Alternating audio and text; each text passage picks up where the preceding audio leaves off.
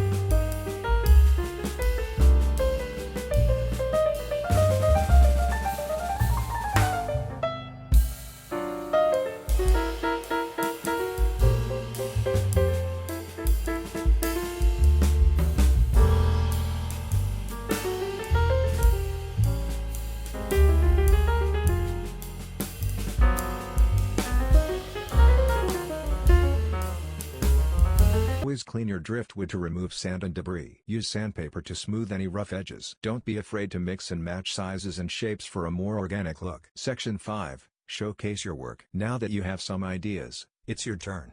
Get creative with your driftwood and make something beautiful.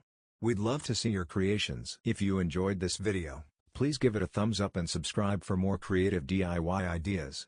Share your driftwood projects in the comments below, and let's inspire each other. Thanks for watching, and happy crafting!